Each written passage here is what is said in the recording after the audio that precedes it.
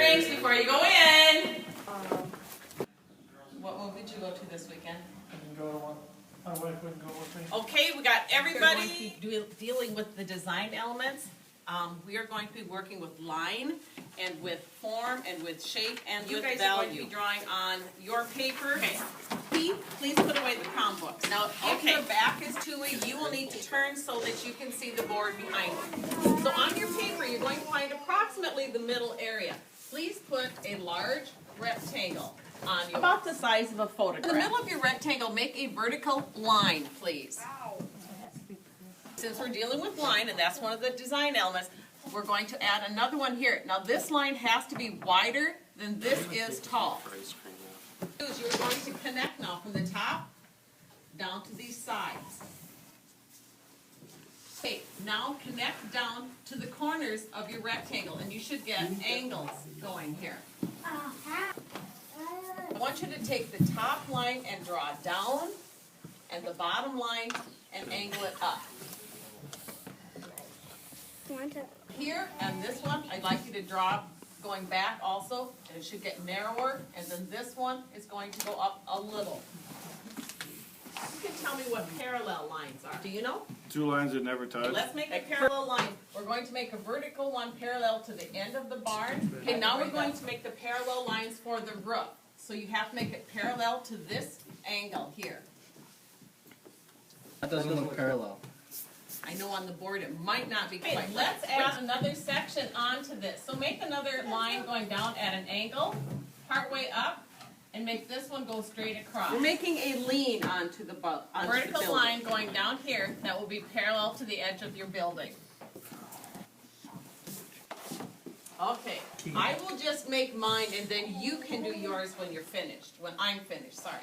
This one is going to go up at an angle, this will go up at an angle, we go back, we go parallel, and we go parallel. That can come out. And now you have a lean onto your building. And the lean does, well, Lean. this one is leaning maybe a little more than we want it to. So we will just extend these lines, go back, and down. And then we can erase. So let's make the doors.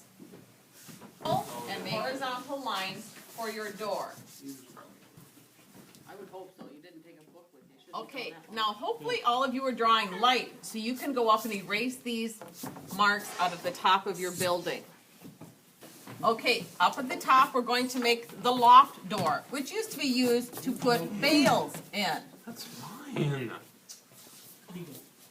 Okay, so you may want to add a door to yours, you know, for people. That should be shorter than the one that a tractor would go through. On the side, you can make a larger door if you'd like. On your lean. Now, if you would like to put a marking up on the top of yours, go ahead and put that on your now, you are going to put on siding on your building. The easiest way would be to find the middle and draw a horizontal line. And then find the middle again. And keep finding and dividing in half.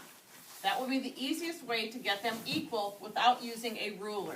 When it gets to the lean now and it's going away from you, you have to make these lines go at an angle. Okay, now we're going to have a road that will lead up into our barn. So put your path in for your line called that divides the sky and the ground. The horizon. Horizon line in that it is higher than the back of the barn because otherwise it will look like it's falling off the edge of the earth. You would like yours to have hills. You can include that. Now, values are the lightness and darkness of things, so that is another design element. Chris, you know we don't have hoods in class. You would like to add other things in the background, go ahead, use the perspective that you learned. If you want to have a smaller building off to the side. Yes, you may put that on your barn. That would be a good thing. Bales. Make a tree right here. If you are advanced enough that you can draw a tractor or machinery, maybe you need, you know, a yard sign here. Sunflower. So go ahead, you can start with the lightest ones if you'd like. Always work light to dark, the large areas to the smaller ones, and then the simple ones to the more complex ones. You may also use paper towels to use On the paper, if you'd like to blend your colors a little bit easier with that. Just put a little bends to the branches. They should feather off and get smaller.